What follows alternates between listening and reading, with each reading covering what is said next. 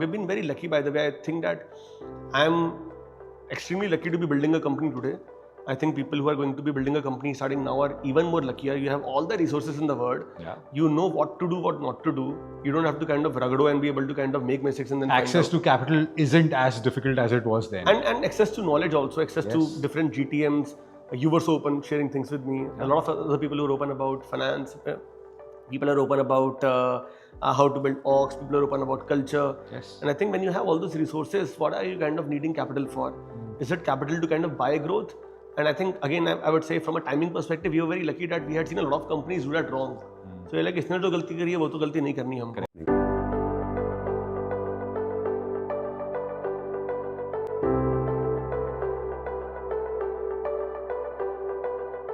If there is one person who has fundamentally reimagined how students from the country and emerging economies across the world access global education, it will be our next guest. He is the founder and CEO of Leverage EDU, a company that has helped hundreds and thousands of students from the country and abroad emerge and navigate the complex world of overseas education, admissions and career pathways. He's raised just over $40 million in equity financing till date, revenues doubling every year, 180 crores in FY25 and on track to double it again. And that's phenomenal. Leverage EDU has become a household name. Delhi ke Raja, as they want to call themselves, and probably a bit more, and a category-defining force in EdTech. Akshay, it's a pleasure having you here today, and I'm sure our viewers are going to have a fun time. Pleasure is all mine. इतना तारीफ सुना नहीं था काफी वक्त से, so it's music to ears, and thank you very much for having me. Fabulous. You were the best outgoing student at Delhi University. You also aced ISB. Then you crushed it at ENY and KPMG. Why startup? Why throw it all away? No, so very interesting. And first of all, while thanking you again, I would say that I really enjoyed the last 30 minutes of a conversation. I think thankfully Ole gir rahe the, and we could, me and my colleague could learn from everything that you were telling us about how you are doing, how HT Group is doing, contextualized marketing, and how you are kind of redoing the whole sector. I am very deeply impressed, and like I said, even if we weren't doing this, I'm very happy I kind of came in here today. So first of all, thank you so much for that. I think my answer to that also kind of relates to the same aspect. Okay. The idea always has been, how can you go out and do more and have a much larger impact? And I don't see myself as doing a logistics company. I don't see myself doing a company in any space where you're kind of doing incremental difference to the end user. Doing Leverage was essentially an evolution of a lot of things that happened in my life. I grew up in a place where I knew the importance of migrants getting some form of respect, migrants assimilating into the society, because I'm a UP boy who kind of grew up in Delhi. I could see people who were from Delhi, who were from outside Delhi. There's a treatment which is a little bit different, how you essentially kind of go out and build your life. I came from a family where you were told very, very early on that either get educated, do this well, otherwise you'll essentially going to be ending up in a blue collar job. No disrespect as such, but everybody essentially wants to move, level up in their lives. And that then kind of led into me being part of the student organization called ISEC for about 3 years, which I did with a lot of shiddat. In my consulting years that you spoke about, there also I was mostly consulting education companies abroad, all over the world, including in China. In my year at business school as well, which you spoke about, I was largely, as a director of the student board, I was helping ISB get more international students from Africa, from East Europe. So my life, in some sense, if I had to kind of connect all the dots put together, there was nothing else that I was meant to do. And that's why this started off as a very fresh idea of sorts. We had a very dirty looking orange app which would help students meet mentors who were like them. So all the stuff that we're talking about right now, we used to do bits and pieces of this back in 2015. And we said that the students can get career advice. We had no idea on how to monetize this, but we had some 80,000 downloads on the app. And we had people who were kind of finding this very useful. And this is when? This is 2015, actually late 14, early 15. Got it. And this idea then got selected by a fellowship run in the US, run by DFJ Ventures, which is a very prominent VC firm, early investor in Hotmail, Tesla, Skype, all of those companies. And Making a lot of money, I can assume now. it was $10,000 to kind of fly to the US, some form of grant money, and from there the leverage journey started. But again, like I said, I was very, very, very deeply connected to this space around education to employability.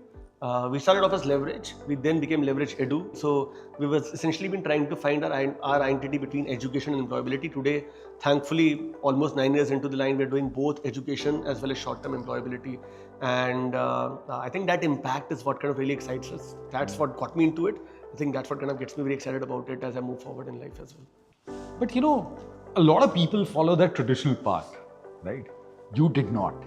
While we spoke of how you have honored, aced, crashed, all of that, at any of your consulting experiences, a non-CA, non-MBA, despite all of these, I wouldn't call them advantages, but potential roadblocks, you were on an accelerated career path program at one of these consulting firms. Why and how? पहले जिसने research किया बहुत अच्छा research किया है आपकी team में जिसने किया है but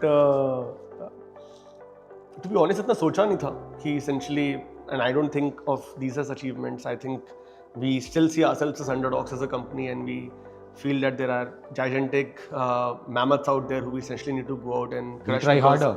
Because we feel that we are doing better work, we are doing God's work, we are very honest to the customer profile that we are solving for.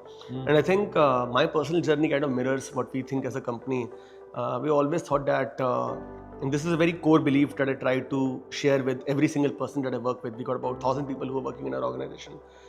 I think in a country like ours, which is very, very large, we spoke about that. It's very, very large, very fragmented.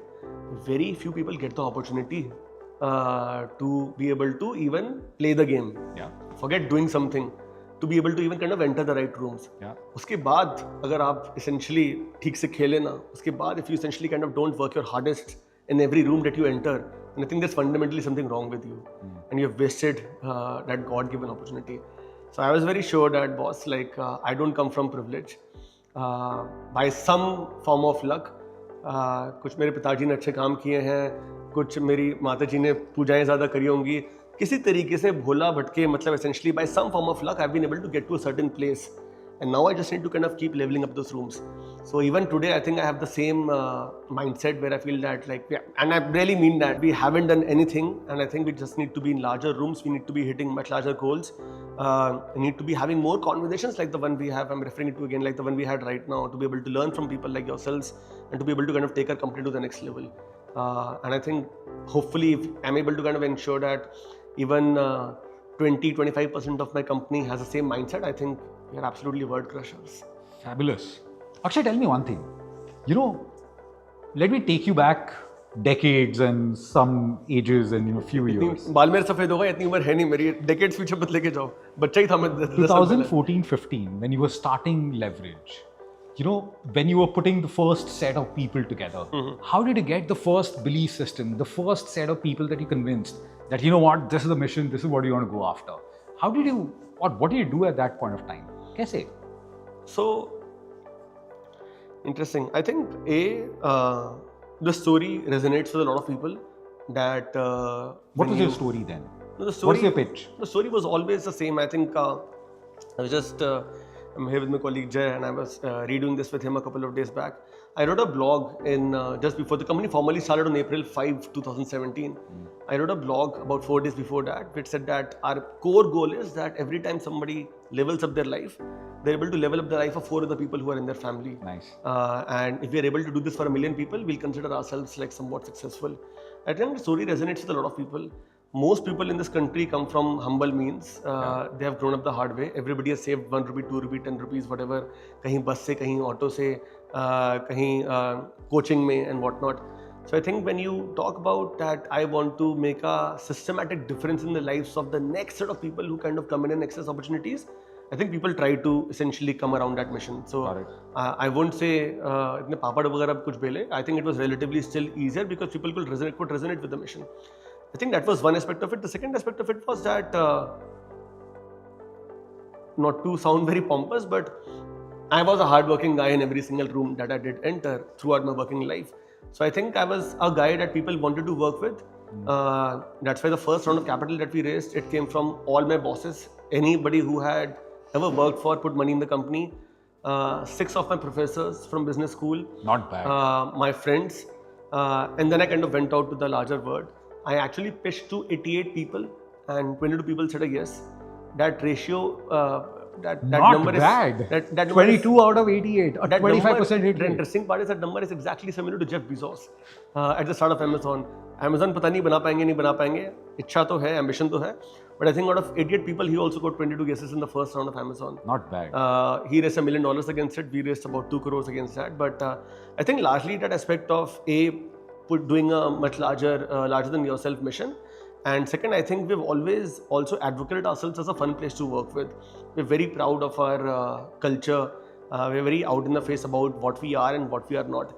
And luckily, thanks to that, I think we have essentially been able to bring in a lot of young people who want to, we say this out very loudly, work hard, party harder, कुछ जिंदगी इनको चल करके दिखाना है, and we essentially kind of make them work in an environment which is very entrepreneurial set up for them to kind of be able to do more. I'll just share a very quick example for you, and sorry if I'm just blabbering on and on. Not at all. We built Not this, we built out this group called AI First Team at Leverage, where we have about only, I would say, 10% of the entire company.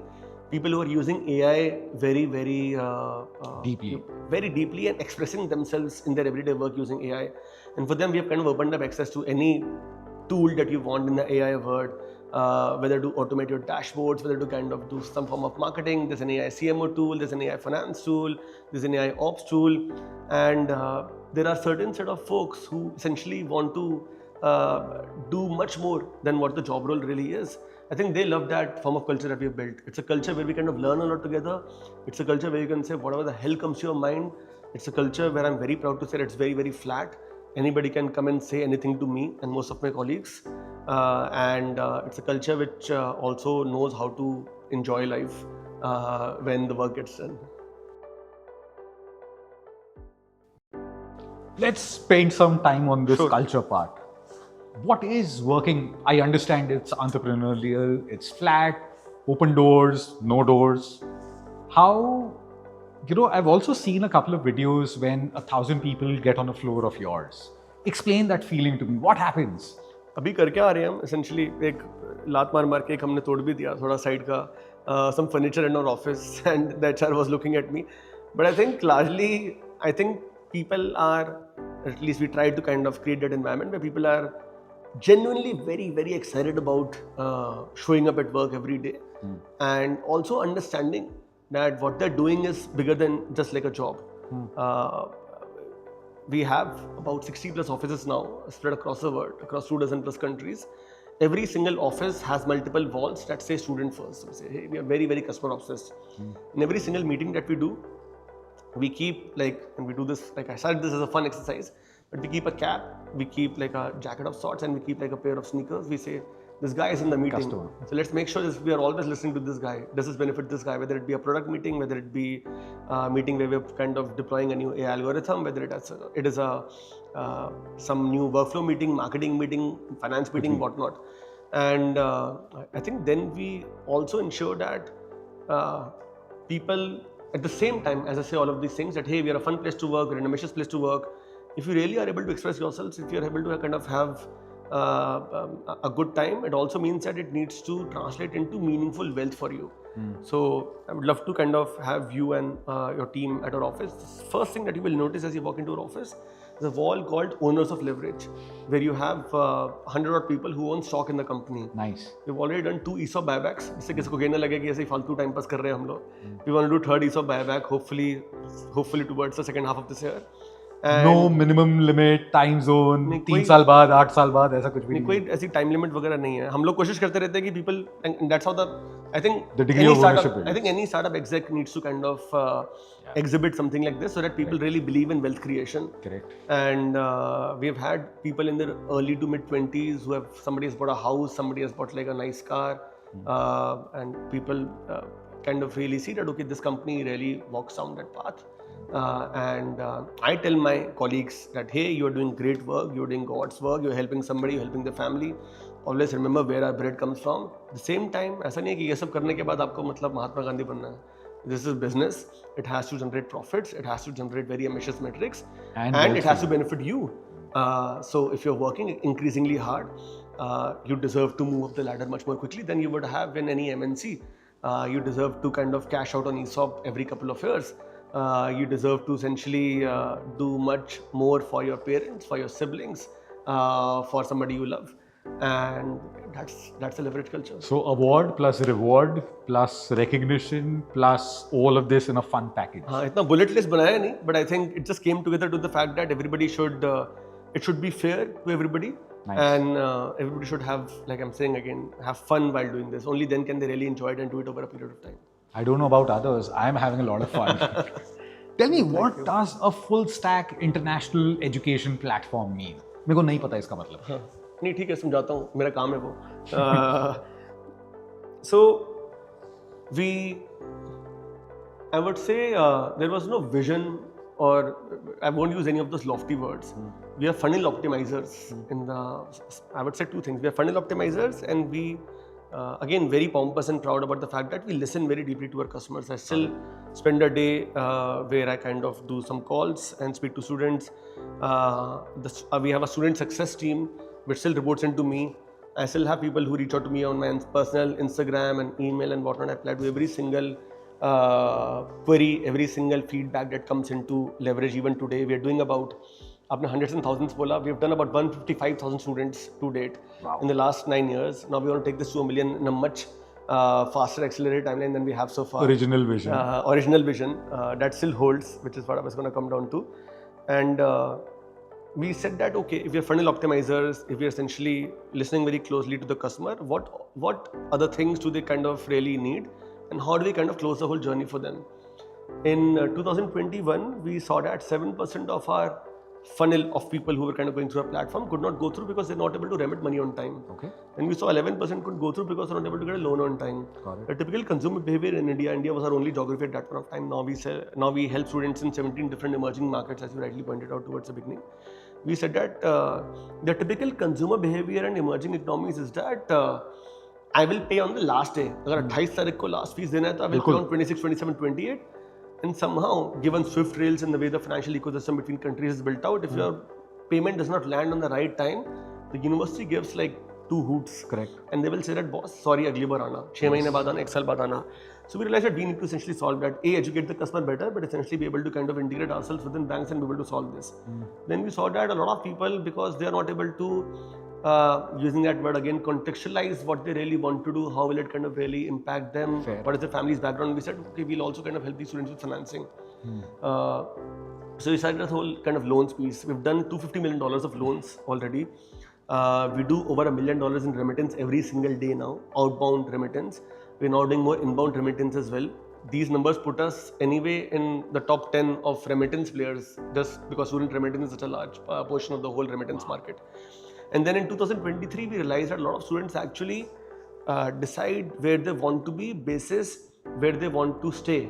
So even if there's a higher ranked university in a different part of the world, they would say that, no, I want to be in North London, I want to be in Western Munich, I want to be in east of New York. Because that's the place that they want to continue living. And they have some fascination with it. Usne kisi series mein dekha, I want to be in Korea, I want to be in Seoul, right? Sure. Or I want to essentially be in some part of like Tokyo. या फिर वहाँ पर कोई girlfriend boyfriend है, कोई चाचा का बेटा है, फूफा है, what not, right? So we realized that, okay, housing is also a very important aspect of the whole journey. And we started doing housing as well. Oh, wow. So financial services and housing became very important pillars. So this is as full stack as it can potentially ever be. And now in the last, we did this in April, so now it's going to be almost a year. We started helping these students with their internships and like early access to full-time jobs as well. So we did a recruiters day in King's College London campus. This was only for students who had gone to the UK because we are very deep in that specific market. And we got about like say 1,200 odd students who came in. We had some 70-80 recruiters and some 350 plus people kind of got access to internships and full-time jobs. So we're kind of completing the whole hoop for them. What that does in marketing ROI language is that this is all margin accretive revenue, Yes. which directly goes to the bottom line, which is how our operating leverage is kicked in over the last couple of years. We've been able to gain market share. All the nice things that you said at the beginning of the conversation again. But it also does very interestingly from a brand perspective is that now we come across as a very comprehensive platform. Correct. So I'm not going to leave you at the university gate. मैं आपको वहाँ पे छोड़ के भाग नहीं जाऊँगा. I'm going to ensure that I'm essentially with you through the whole part of the journey. SIM card तक दिलाऊंगा. SIM card भी दिलाते हैं actually, and that just ensures even if it is not creating meaningful revenue, it creates a certain form of stickiness, it creates a certain form of trust. There's no other platform that you need to get to otherwise. Correct. And it also tells you something about the organization that we really care. This is personal to us. We know that you're gonna land up into these ABC problems, and we're actively thinking about how do we kind of stay on track and solve those for you. So I think it tells you about the intent of the organization. It connects back to the same things that I was saying earlier. And hence, love the fact that you said it is not customer first, it is customer obsessed. Yes. And whatever that you said just falls in line in that. Thank you. I'm glad I could put the story out in a nice way. Superb. $40 million across multiple rounds, yet not a single equity capital. Why? $40 million is an equity capital. We haven't raised an equity capital after the $40 million. Got it. So we raised $40 million from 2017 to 2023 summers. We haven't raised any capital in the last 3 years. In the last 3 years. Why? But in these last 3 years, you've grown, what, 600 times in revenue? Correct. We have grown 600%. We've grown 6x, you're right. We moved from about 60 crore of revenue to almost 6-7x of that number as we close this financial year. नहीं उसका reason बहुत simple था कि I think the earlier fundraisers that we did, to their credit, I think they brought on board interesting partners who served as mentors to me personally. Got it. Who opened multiple doors for us. I think at a certain point of time we realized that what will this capital really unlock for us? Do we really want to buy growth? And we had seen a lot of, we've been very lucky, by the way. I think that I'm extremely lucky to be building a company today. I think people who are going to be building a company starting now are even more luckier. You have all the resources in the world. Yeah. You know what to do, what not to do. You don't have to kind of rugado and be able to kind of make mistakes and then access to capital isn't as difficult as it was then. And access to knowledge also, access to different GTMs. You were so open sharing things with me. A lot of other people who are open about finance. People are open about how to build orgs. People are open about culture. Yes. And I think when you have all those resources, what are you kind of needing capital for? Is it capital to kind of buy growth? And I think, again, I would say from a timing perspective, we were very lucky that we had seen a lot of companies do that wrong. So you're like, इसने जो गलती करी है वो तो गलती नहीं करनी हमको. I think that was one aspect. Second was, as we kind of started to realize that the ambition from a financial aspect is going to be, we want to go for a public listing in India. Numbers like ROCE, how much capital have you raised, how much revenue, how much growth, how much profitability have you been able to kind of build against that? I think those numbers became very important to us. So we said that we kind of challenge ourselves that can we do more with less? And that is something that we still do. In the run-up to the next financial year, me and the leadership team have spent hundreds of hours over the course of last quarter and said that, okay, these are the 27 different levers which will help us go from like this to say the next 5x. Within all of these levers, we could do a lot of things, but we will prioritize levers which have the best ROCE. Got it. You invest this much cash, this is the impact you have in the next financial year and the next financial year. Which levers follow the capital discipline with which we want to kind of build the organization. Got it. Because more than the short-term goals, this is essentially going to build the execution muscle in the company. And you don't want to just buy growth. Correct. And this is going to essentially build, I would again go back to the fact that this is going to build the culture of the company. Okay, this is a company which thinks frugally, which thinks about like kind of really deploying capital in a very measured way. They count every single dollar that they invest. And even if like, Akshay is not looking at this aspect of the business every day, at least that muscle memory is there. Got it. So I think all of the last 3 years has helped us kind of build that org, that intelligence and that emotional quotient in the org. And I think more than you would say capital and more than just raw execution, I think the ability to kind of think differently, the ability to innovate with less resources, I think that's been a large part of whatever we've been able to do so far. Akshay, try making us a bit more intelligent than what we are today. Please tell me, out of those 27 different levers, what are those top 3 levers that you have, that you and your entire LT will focus on? अगर मेरे किसी competitor ने देख लिया, बड़े सारे हैं वो essentially follow कर लेंगे. But I would just say that we are increasingly thinking about. So let me take a step back. You spoke about the fact that we became a comprehensive platform. Yeah. We think about that a lot more. We think about what else can we do for this girl or boy on the journey as they kind of move forward. A much wider funnel than what it is. On the same student that has essentially been kind of being serviced by the Leverage Edu brand, what else can we do? Got it. We also work very closely with both sides of the higher education framework, the student as well as with the university. Got it. We work with about 1,000 odd university. Got it. The university tells us that, hey, I can either educate this person by bringing them on campus, or I can educate by bringing them to a satellite campus in Dubai, Hong Kong, Singapore, Gift City, whatnot, at a cheaper cost. Or I can also educate them at their house in an online avatar. Got it. A student says that I can either study here, or I can study home. So I think we are increasingly thinking about, okay, how can we kind of get closer? So we launched a brand called Leverage Online, where we're kind of doing more online short-term courses. Got it. At the same time, we are making sure that the universities are essentially who are more forward-looking. We're helping them come up with newer programs in quantum computing and aeronautical engineering, helping them using our market intelligence to kind of tell them that, okay, these are the kind of programs that you need to start. Got it. To be able to kind of capture this set of users who are looking to kind of... backward intelligence shared with the university partners. And also increasingly realizing that there are two streams of, what's the best way to put it? Career pathways. People come with a certain academic competence. Academic competence. Competence is a good word, and they're going to be. They come from certain. People come from a certain academic competence, and they then essentially are going to choose careers which are more like future first, and that's a direction where we're kind of going into in a more AI first story.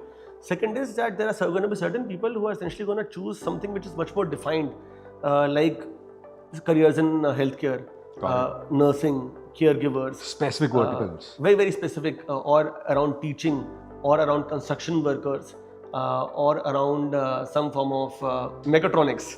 And we are saying that, okay, universities, why don't you kind of come and build pathways for these set of people as well? So the idea is that, how do you kind of make sure that you build the right apparatus for this person doing to get the right access thing. to that kind of education that is required for Correct, this that is required for them to be successful. If you put somebody who's very interested in sports, let them do agriculture, I think they're absolutely going to fail in life. But for somebody who essentially who has a gift of sorts to kind of be doing agriculture, to be doing like say, somebody who's really top-notch in, he follows sports as a passion area, they've always seen EPL growing up. If they were to kind of put themselves in the whole EPL ecosystem in England, and there are programs that essentially kind of do that. If they were to kind of integrate themselves into the cricketing ecosystem in Australia through Melbourne Business School or through the Royal Holloway sports programs, I think they will be very much more successful in that. And the third lever is how do we ensure that there is much more AI division all across the company in terms of how we disrupt what we already started. I would love to share more details with it as we kind of move along, and that's a separate private conversation that we'll have. But increasingly thinking about how do students choose something that is much more aligned with where their careers will be, and also how do we ensure that other stakeholders in the whole ecosystem, how does a university be really successful with the students that they're recruiting and ensuring that they are very successful? How do universities think about new campuses? How do universities think about programs where they don't need to traditionally do like a 3-year, 4-year program, but maybe do a 3-month program, 6-month program, 9-month program, do a program integrated with an organization. I'll give you one example around that. We partnered with a very large university in Australia and the largest chip making company to say that Leverage plus this university in Australia plus this chip making company, we're going to recruit 250 people into this campus in Malaysia, and everybody walking out of this program is going to get a job at $36,000 minimum. It could be more as well. Wow. So as we think about making education much more, you would say, directly connected to employability, and then again, by all of this, by the way, you have the same brand flavor that is saying that I care more, I think more about your career. For me, you're not just a transaction. For me, you are a live person whose family needs to be You're a person with a baseball cap, with a jacket and Correct. Bang on. Very, very, very beautifully said. And I want to make you successful. I want to make sure that your family is successful because A, that's very missionary to us as an organization. B, even as a business, when you have a very good experience with me, you will come back and basically talk about me to 4 other friends of yours. Correct. And that's why from a brand recall perspective, we've been able to kind of see a large offshoot. From a referral percentage perspective, about 4 years back, our percentage used to be 4%.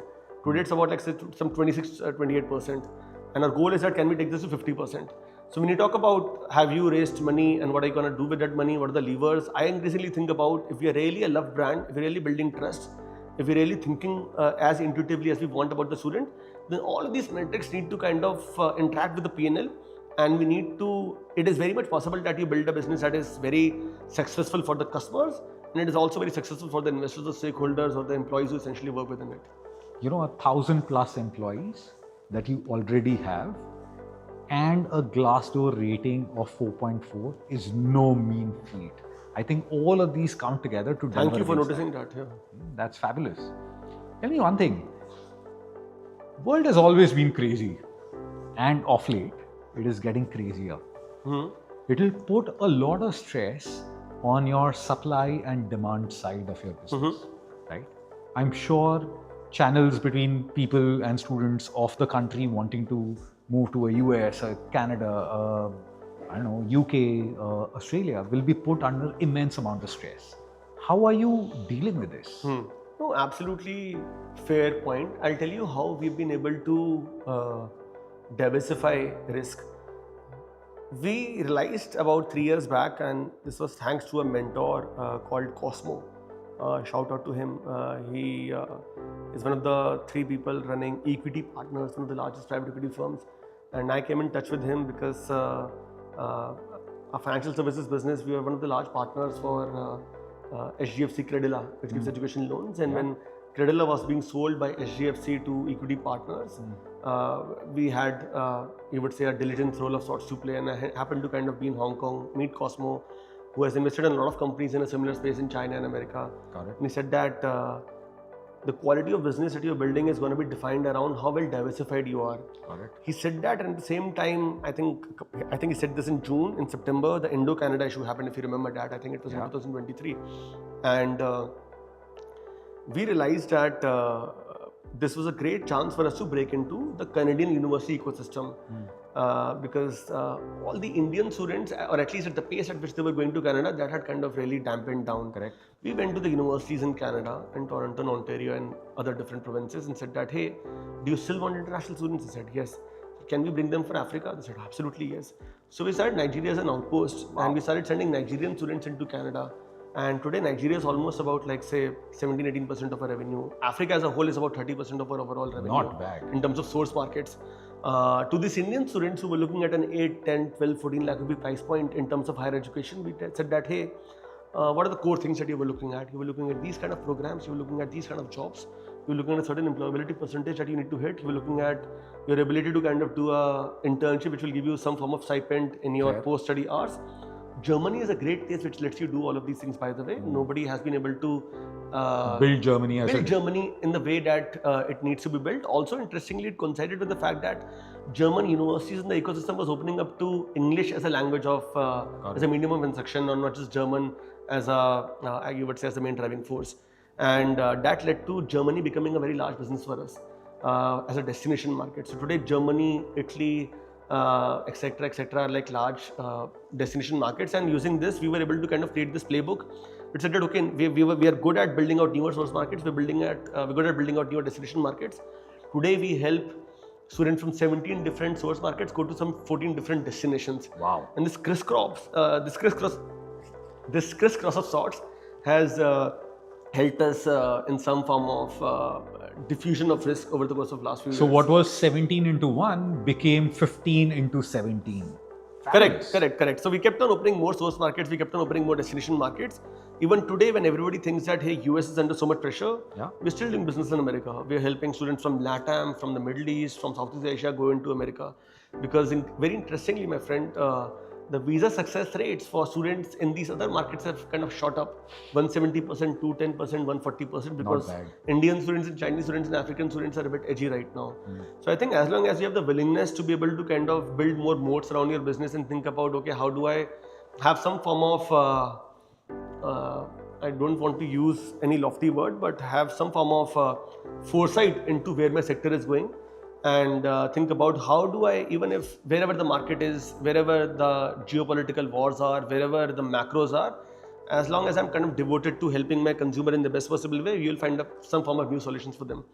Because the reality is, and I think it goes back to what you were saying, and sorry if I'm blabbering again. No. But Not yet. you said that, you said a very interesting thing in our conversation. You said that I'm not worried about where my consumer will go. My consumer will still remain here 20 years out. I'm just thinking about how can I serve that consumer differently. Correct. I think it's the same logic. I'm always looking for newer set of consumers to serve. I'm thinking about who I already have on my platter, even if what I traditionally was giving them, if that has kind of come to an end, how do I find newer ways of kind of giving them new sorts of products and services Fair. through which they can kind of level up themselves and kind of be successful, do well for the family, so that same mission kind of gets integrated into their life and lets them do well. 2 words to sum it, what you just said. Vasudev Kudapankam. That's very core and intrinsic to you and your company. Explain that, please.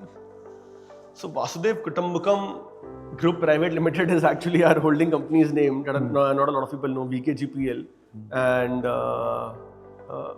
the Vasudev Kutumbakam story starts from my school days. I grew up in Delhi. And I went to a school which had these 2 words as a motto. It was imprinted on my shirt for about 14 odd years. And you never forgot it. I never forgot it, and I was the guy who was listening very closely to every single guest who would come in the assemblies and say that the word is a family, the word is a family. My school was celebrating Africa Week and Hiroshima Day, Nagasaki Day, and I just kept thinking that, hey, Which school was this? a school called Springdales, Of course. in central slash west slash south Delhi, and I think the whole genesis of thinking that there has to be a word without borders. It seems like I don't have a good voice right now, but once upon a time I was in the school choir and I used to sing John Lennon's song. If you imagine, if you know that song, right? It was. I still think about where my mental state is. My mental state is that I'm living in like John Lennon's Imagine song. Imagine there are no boundaries. Imagine there are no walls. Imagine there was no borders all over the world. And I very delusionally kind of fell in love with that aspect of the word. And I So think, delusional that you built a company around that whole concept. correct, and I think that helps because I find the same delusional set of people in the company as well today who believe that we are doing something much bigger than ourselves, and only when you think of something in a very missionary way can you really go out and kind of punch above your weight. So Vasudev Kutumbakam holds a lot of importance in our lives, and we think that we can bring that same mission, we can bring that same flavor of service in terms of what we do every day, we'll end up building a good company. I think a lot of companies are successful. We want to build a good company that stands the test of time, and I think that's how all of these things play in well. That same, and I'm using your words to describe this, the same delusional thinking has levered on to such large levels. You're very kind. I You don't know, think so, but you're still very kind. 380 crores is no mean feat. That's fabulous, and at such great path that it is year on year 2x, 2x, 2x, probably a bit more. That's a fabulous story. What's next? What's next? Just doing the same thing that we've been doing, keeping our heads down, looking at ROC levers, like I spoke about, keeping our ears very close to the ground, listening to the consumers, thinking about what else do they want. We are Anything that you want to acquire and make happen? So we've had, we're in a very interesting category where people have built companies by doing a PE roll-up play of sorts. We have had a lot of funds who have come our way and told us that, hey, why don't you integrate yourself with this asset and that asset? Somehow that is not sat well with my way of building a company so far. I always thought that we are too minuscule, too small a company to be able to take on a larger company and integrate ourselves alongside that. Got it. And for me to be a M&A hero of sorts, I think that's a bit of an ego push. That, I bought this company, I bought that company, I'm now integrated this company, and this founder is reporting into me from tomorrow. I don't think like that. I think we are still a very small company. I think we are some way off from building a great playbook of sorts, which we can then kind of, it should be something the day leverage does any M&A and if I'm to kind of infer from your question, you were kind of referring to that. I think we need to have very defined playbooks where we say that if you come and work with us, you run the show because you as a founder ran the company, you were in our category, you were of course doing much better in that specific subcategory. That's the reason we are acquiring you. You worked with less resources than I did today. You hustled max. You were thinking more creatively, innovatively. These are all the reasons why I would buy a company like that. Now, if I buy a company like this and basically tell them that, okay, you now report into this exec of mine, that's very stupid. But rather kind of listen to this person and learn from that person. And have a very defined playbook through which we can help this company now kind of get to a much larger customer base. Tell them that, okay, now your story can become 10x. I think we are almost there. I think we are another year away from, and I said that when you were talking about your organization, I was talking about my organization before the cameras rolled on. I was saying that grass is always green on the other side. I really, all the things that you spoke about, I cherish them. Like I want slightly less chaos than the one at my org right now. I want more systems. I'm trying to hire senior people who can essentially kind of build more layers of supervision, so as to say. And I think once we're able to do that, that's a big focus for me. In fact, that also answers what's next. That's a big focus for me this year. Once we're able to do that, I think we can take on much more strategic bets like those. I think this is a very important year where we will try to double down again on revenue, try to create more operating leverage, pun unintended, get to a 3-digit EBITDA, and then be able to be in a place where we can do some more strategic intervention of sorts like the one you mentioned or referred to. A 3-digit EBITDA. What a nice goal to have. Fabulous. That's what the mutual funds want me to have. So lovely. Study abroad has always been an attractive place for Indian students, always, right? A lot of students, peers of mine, a lot of people around us have wanted, dreamt, gone abroad. But this entire space is also very complex. You'll have agents, malpractices, you'll have fluctuations of currencies, you have company policies, you have nationalistic sentiments coming up and down, you'll have visa issues, rejections, rules, policies, all of that. How do you navigate it? And how do you navigate it sustainably for the future and deliver the 3-digit EBITDA? I would say for all the reasons that you mentioned, it's a very complex category to build in. Yeah. It's a very complex category for an investor to also wrap around their head. I remember the first time I was raising capital, that 2 crores that came in by pitching to 88 people. Most people believed that we'll not even get to a double-digit lakhs revenue. Forget about 3-digit crore EBITDA. They thought that it was a business that you can't kind of really expand.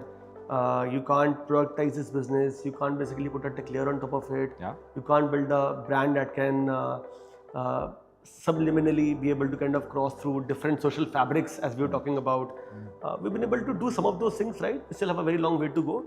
But I think the fact that it's a very complex category gives us a moat, because not everybody can kind of come in and be able to compete with us in the way that we have done what we have. Yeah. And I think the other piece, again, what I will refer to is that I think we built out a culture which can really be very flexible with ambiguity, which can be really be very flexible with a policy shock, this national sentiment rising in one country or the other, an immigration shock in one country or the other, being able to move across corridors, being able to experiment with new GTMs. I'll give you a very interesting example. In our business, we also had an issue around working capital.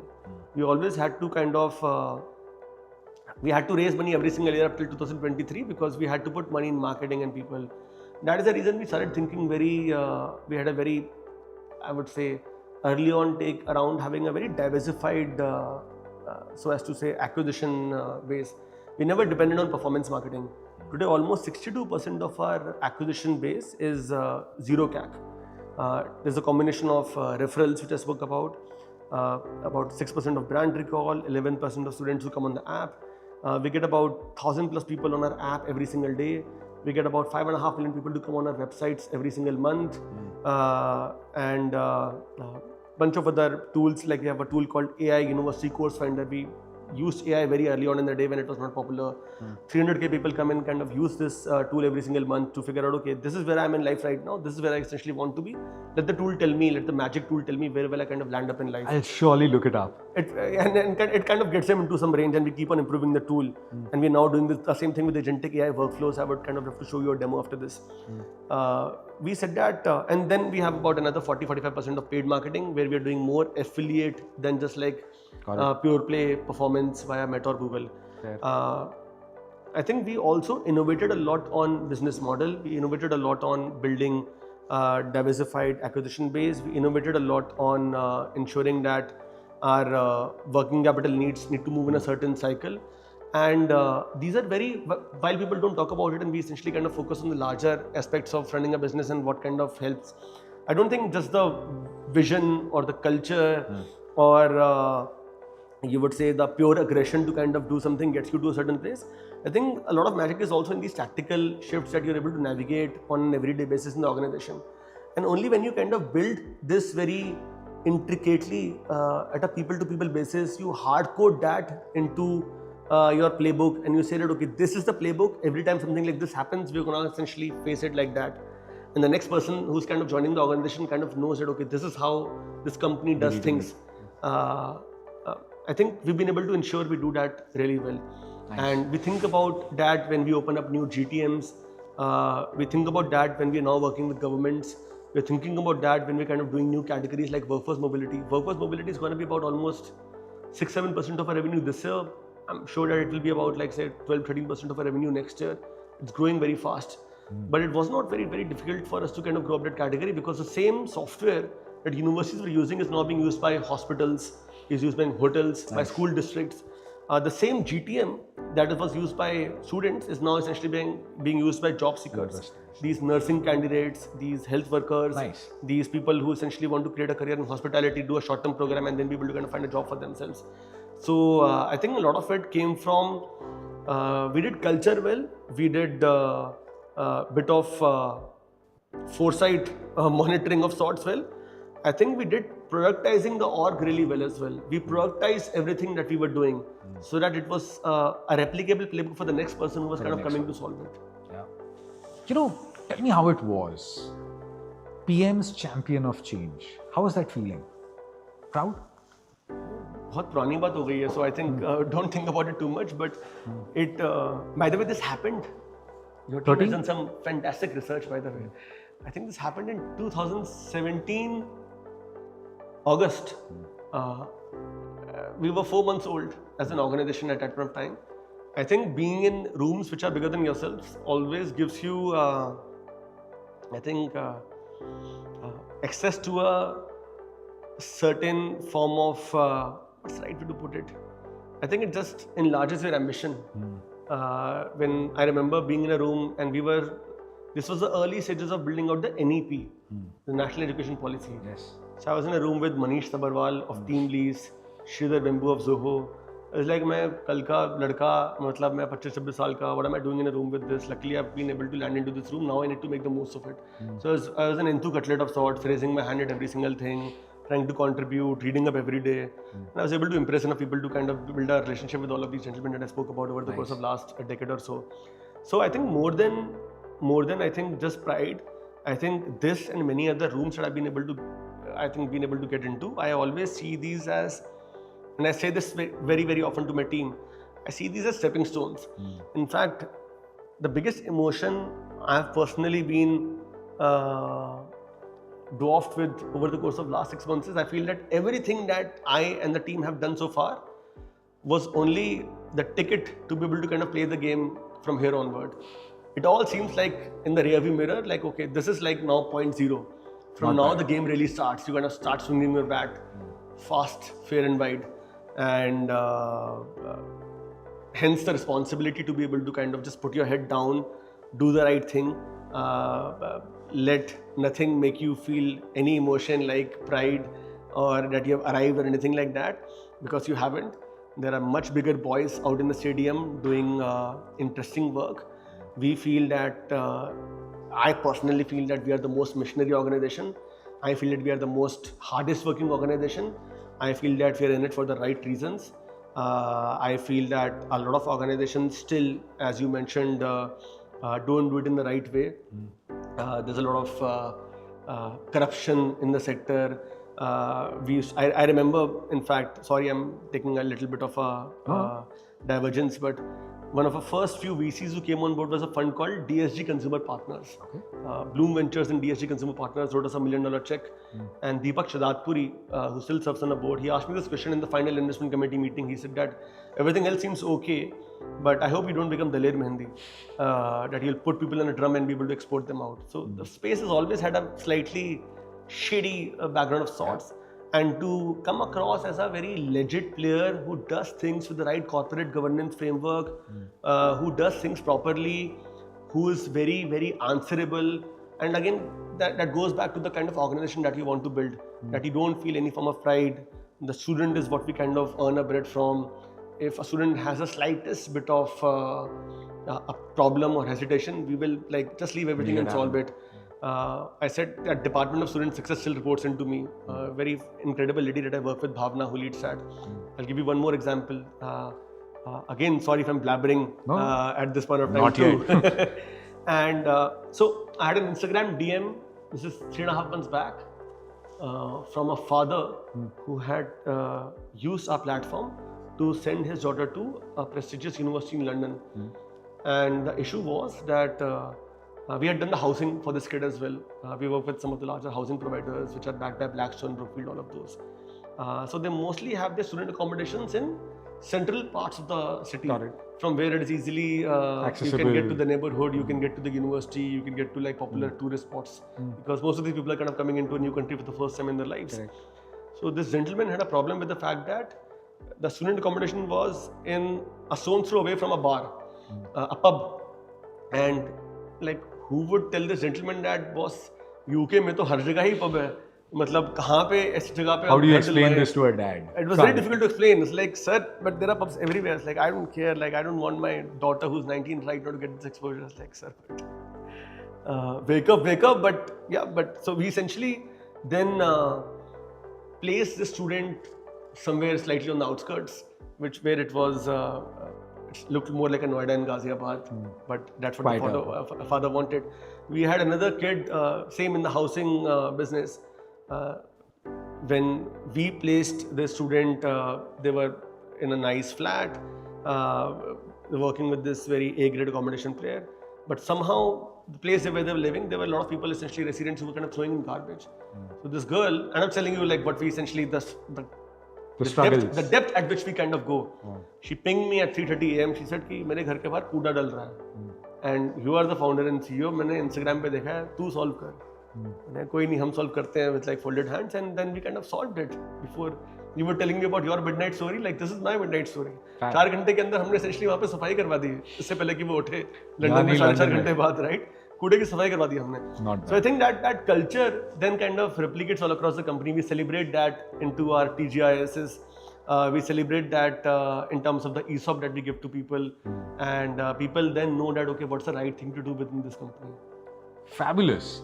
You know that you thought that PM's champion of change was past. एक recent conversation करते हैं, ये NAS Daily वाला जो video. How did that NAS Daily video come by? No, so I was. Great questions, by the way. I was in Riyadh for an investment conference, and like everybody else, I had seen his show on Instagram, and we just ran into each other. We got along really well, and we became friends. And then a couple of months later, he said that, hey, I'm coming to India. I'm doing something with this large company in India, shooting something with them. Why don't I come over and do something with you in Delhi? I was like, okay, if you think that sails your boat, might as well. So that's how it happened. To be honest, there was no long story there. But over time, because of that, I think we became good friends. We had a conversation 2 days back about something very emotional, about organization building. And over time, he's somebody I have deep respect for. Because he's been caught at the crossroads of what is happening out right now in the Middle East, and he's still so honest about his work. He's still very honest about his identity, He's still very honest about the people that he represents, and I think he's a very good brand ambassador, representative of what we stand for, Great. Vasudev Kutumbakam, building global citizens of the world, and I think that's why we get along and we are friends. If only world leaders could hear what you have to say. I think world leaders are much more smarter. We don't give them enough credit. I think they're very smart. They know what they're doing. There's, however, a very deeper story than that. You know, just from what you articulated, it sounds like such a fab time for me to be a student, right? What's that one piece of advice that you'll give to one random DM that lands in your mailbox, your DM now? Interesting question. Let me also give you a very interesting question. In fact, we were just chatting about this a day or so back. Let me start with the disclaimer that I think nobody should give advice to any young person today. You follow politics, so you would know the new Honorable Prime Minister of Nepal. He was a PUBG champion. Yeah. So for all the parents who were saying that don't play PUBG, it's like Can't help it now. how do you explain this? This guy built a lot of his following by doing rap music, Yeah. by building a large online followership on the game PUBG. So I don't think any person who has graying hair like myself is qualified to give advice to young people. But I think I would just kind of keep it simple to say that people should spend some time understanding themselves and knowing that I will do something that I will kind of really love. I love what I do. I would not, and you were kind enough to kind of peek into a little bit of my personal story. I would have not done anything else if there was a better market opportunity selling scooters or doing e-commerce or doing selling cement. I would not have done it because that doesn't align with my personal story. But because what I'm doing really aligns with my personal belief, my way of living life, my larger than life mission, I can never be tired of it. I can keep going on at 2, 3, 4, 5, 6 a.m. and not be tired and then kind of sleep for a couple of hours and then be back at office again. So you can't compete with me on my game. So I think that's the same hypothesis for students as well. Play the game in which what you do is not work for you, it's play for you. Yeah. For everybody else, it's work. So they can't compete with you. Yeah. For you, you're kind of enjoying the game. Fabulous. So if you're building a career in sports, like just go all the way. You're building a career in music, just go all the way. You're building a career in gaming, just go all the way.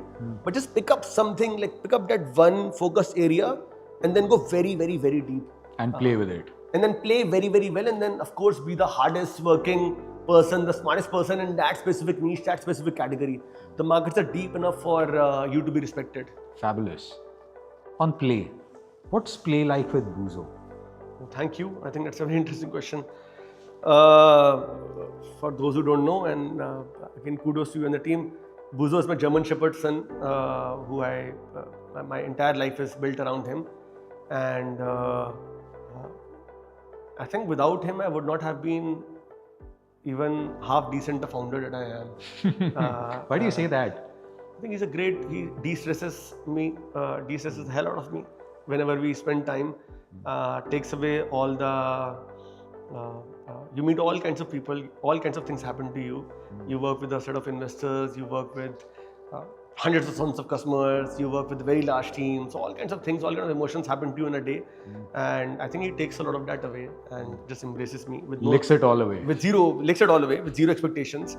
And I might sound very philosophical and I don't intend to, but I think I believe that, and I say this with a bit of pompousness to everybody around myself, that I've raised him. He was a COVID baby. I've raised him. So I also think he's very smart. And he's able to pick up on emotions very, very quickly. And I think he's been a great buddy to me, not just in terms of my life, but also in terms of how I built the organization. And I now run an organization called BFG. It is called Buzo for Good. Buzo for Good? Buzo for Good. And He's a founder there? Is Buzo a founder? Buzo is the main patron of that organization. We run about 60 feeding spots in Delhi. Not bad. We started an operation theatre this Diwali for strays, and we do a lot of, in winters, we did clothing drives. So I think I find a lot of joy in that part of the world. One of my board member often jokes, and that's not going to happen anytime soon. He says that I actually think that you could one day be completely dedicated towards that part of your life. A large dream of mine is to build. Actually, this intersects with my work. We now work with one of the largest universities in Spain, bought by the same private equity group that I spoke about, equity partners, called Universitat Europa, UE. I toured UE about an year back, and I saw that they had a massive vet institute, which also housed a vet hospital for everybody in Madrid. And I have like hundreds of pictures from that day. My dream is to kind of build a vet hospital like that in Delhi. One day, where our strays, people can essentially kind of trust their pets completely, get the best treatment, and God willing, I'll be able to do that by leverage at some point of time in life. Fabulous. Akshay, this has been such a lovely conversation. No, more so for me. You've left me energized, and I'm sure our viewers energized as well. I'm sure from each and every word, you've inspired each one of us to work harder, become creators, and more importantly, get on our fours and become warmer, kinder people. Thank you. Let me say likewise.